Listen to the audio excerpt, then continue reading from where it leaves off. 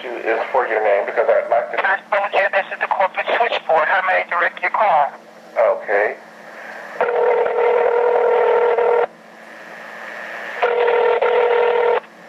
Thank you for calling COMCAST corporate offices. You have reached the executive customer relations department. Please hold. I'm calling them back. The call that you just heard is from 10:59, and that's right here. 2-minute call, though it was less than 2 minutes, as you could tell, from 12:20. As you can see, I called approximately 10 minutes earlier. That call was 3 minutes. It was during that call that I found out that they weren't going to give me their name, and I decided that I shall record the next call, and I had to get my equipment together. As I said before, I would present you with phone records. The numbers that you see are my calls to either the 800 COMCAST number or their corporate office, which is the 215 number. So as you can see, I called them on multiple times during these dates. The 303 number is the number of Jamie Bray, who was supposed to be some sort of executive customer service escalations supervisor. As you can see here, well, you have to take that little grease stain out of the way, but you see here, back on 12/19, 11:38, I was trying to call to see if I could just pay the bill over the phone, but no one was available, so I did it online using my cell phone. Called Miss Bray at 11:51 to tell her how displeased I was, and as you can see right there, 49 minutes later, I'm calling cable again. Because now, even after I have paid them, my cable was disconnected. And then they actually had the nerve to ask me for a deposit, even though they cut it off after they had been paid. And there you see those 4 calls, 3 minutes, 2 minutes, 12 minutes. That was to their corporate office. And then Jamie Bray again for 1 minute as I turned around and left her a brief message.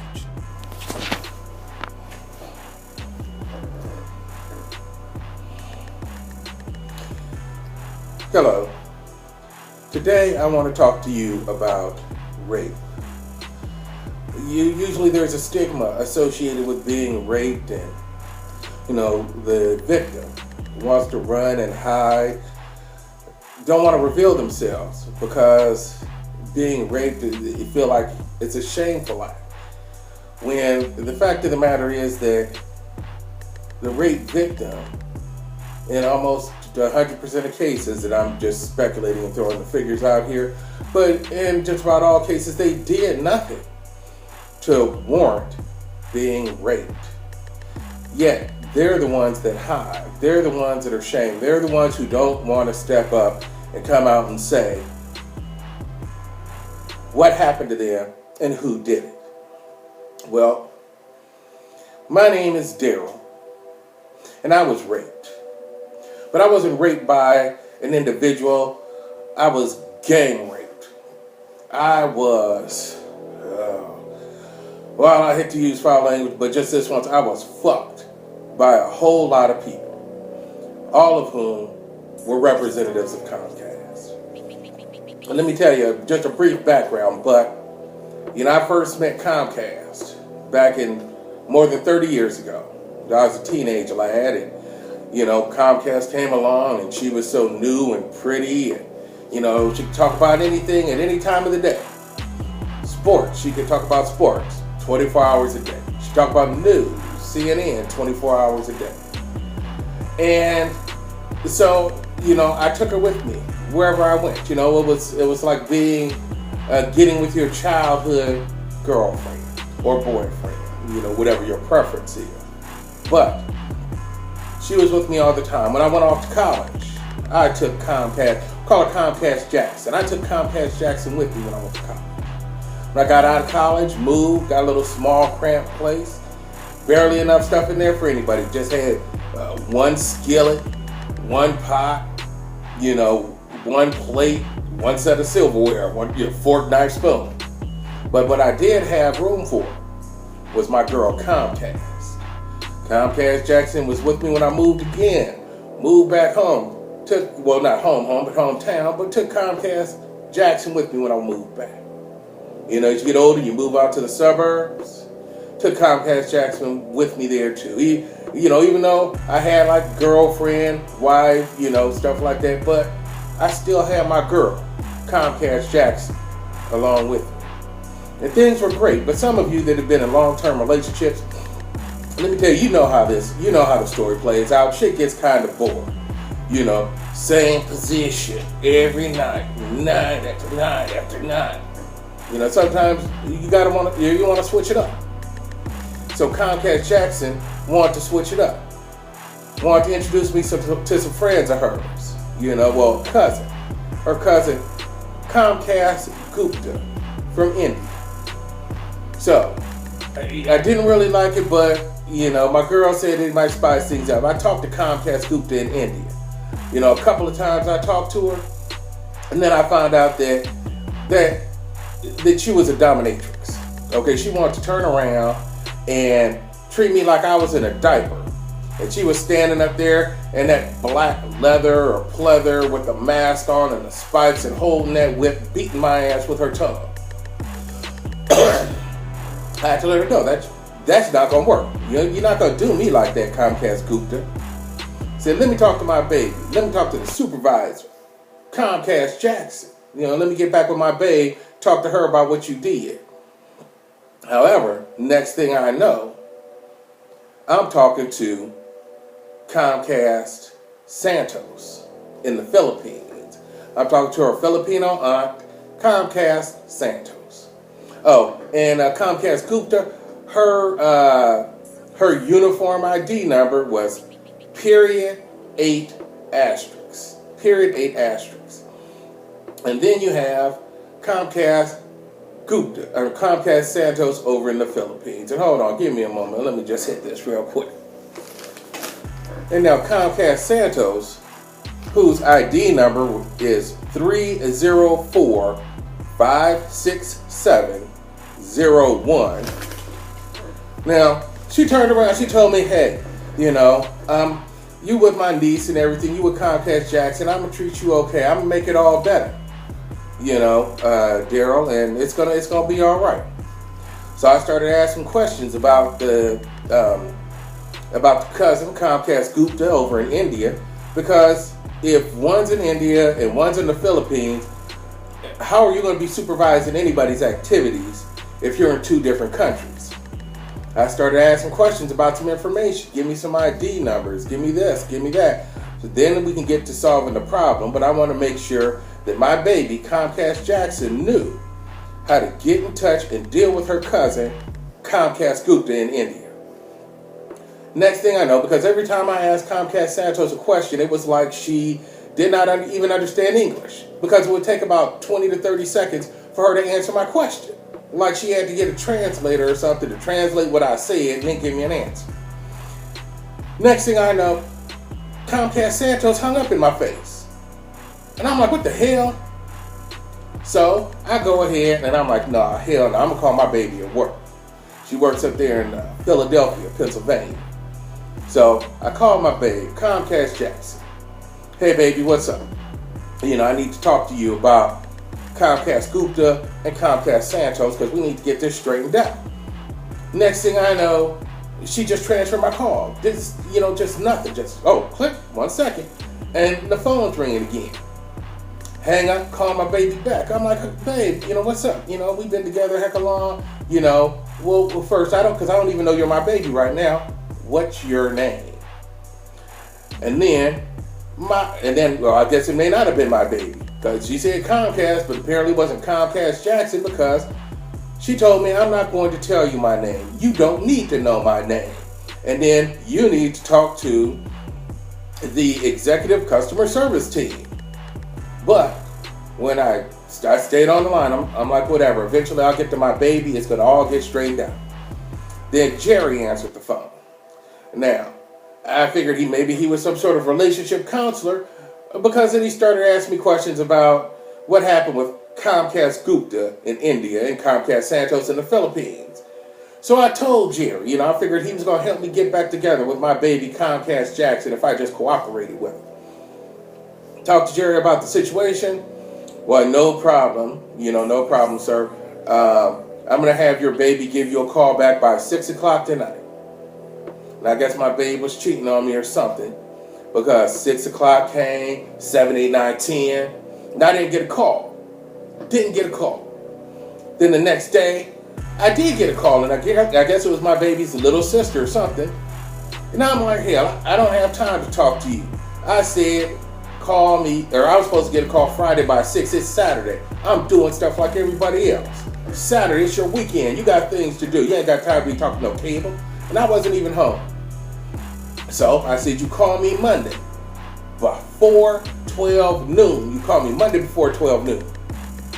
And then next thing you know, it's her baby sister that calls me on Monday at 12:03.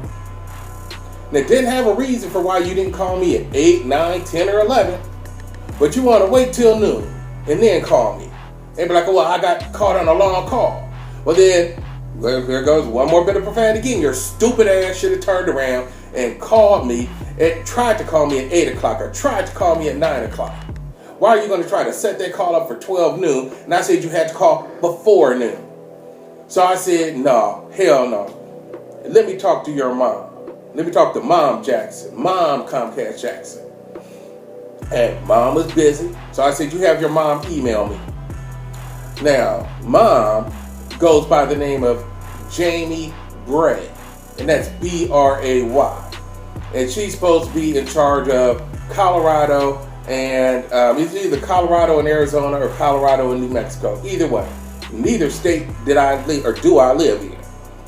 But anyway, Mom emailed me, oh, I'm so sorry, and I'm going to take care of this for you. Just as soon as your cable problem is fixed, then I'm going to deal with Elisa, whoever it was that called me on Saturday, Comcast Santos in the Philippines, and Comcast Gupta, who started this whole thing off in India. So, got that cable situation taken care of, so that I have my on-demand back. Then, I let her know, cable situation's fixed. Now let's deal with Comcast, Gupta, Santos, Jerry, Elisa. Let's deal with that. And I asked her, by the way, I got a past due amount. Let's just make sure that the service stays on until December 21st. Then, I'll pay you on the 20th, but I just want to say have it on to the 21st, just in case something happens, but I'll get that past due to you on the 20th. So then how come I didn't get a response back from her? I left her a voicemail and I sent her an email. And I know she got the email because when I got a subsequent email, right there below it was the email I sent to her asking her not to interrupt the service. But lo and behold, December 19th, get to the house, service interrupted. Then go online, because I have other means to get online. I go online. It said, you got to pay the past due and the current to get your services restored. So I did it. Because I got cash, in the bank, so that's how I did it. Put it on that Visa, that ATM. And why did my services then get disconnected 20 minutes after I gave them their money?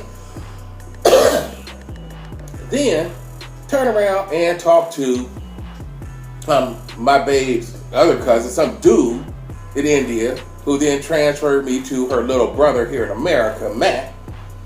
And Matt wanted to tell me, well, yeah, I know, it said pay this amount to get it turned back on, but it was disconnected. And I'm like, dude, it wasn't disconnected because I was watching it. I was watching Mike Tyson, whatever his HBO special is. I was watching that. 20 minutes later, here we go again. 20 minutes later, my shit got cut off. So, no problem. Give us $100 extra, and we'll cut it back on. And I'm like, dude, that's fraud. Because you pay for your service in advance with Comcast. So you pay on July 1st, you're paying for your service from July 1st to July 31st or whatever. So I still have 17, 18 days I paid you for, and you cut my shit off. What's up with that? And now you want to try to extort extra money from me to get it turned back on. Because then you should have actually had on your website, give us this amount of money plus this much money. You don't have me pay you and then ask me for more money to get my service back on. He ended up turning the service back on. But see, right already, Comcast has taken their global penis and jammed it into my anal cavity more than once. Supposed to make you treat me like a dog on the phone in the Philippines and in India. Then you turn around and treat me like a dog when I call you in Philadelphia. All right. And then here you have this Jamie Bray person. Now you're supposed to be some sort of escalation supervisor for the executive customer service team. Now, let's look at her email. Let's look at what she wrote to me.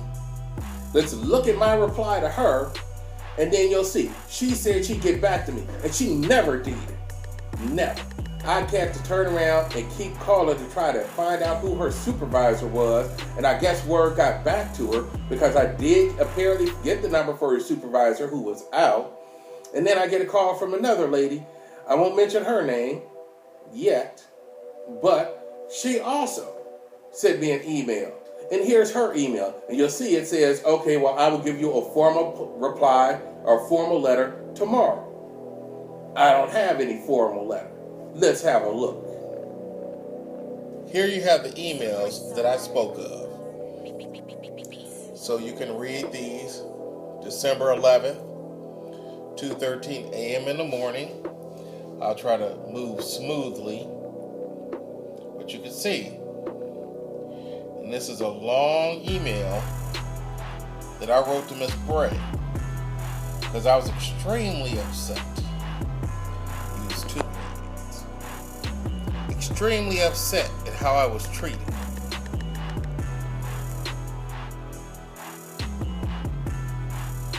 You may have to pause the video if you actually want to read this, as I am sending the link to this video to COMCAST executives, though they can actually go ahead and have the email forwarded to them. I'm not showing any contact information for Jamie Bray. Let me shift myself here. I'm not showing any contact information for Ms. Bray or for any other individual. As mad as they've made me, I am indeed a business professional. And I would not want them to think that if they gave me their contact information, I would give it to the public.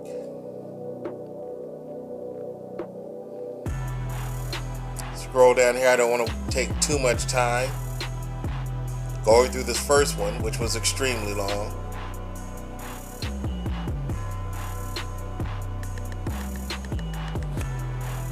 Now let's go to the next one. The next was actually her email to me, but it came out really light. So, dear Mr. Jones, thank you for taking my call. I truly appreciated your time. Oh, what is that word? Per our conversation, I have issued a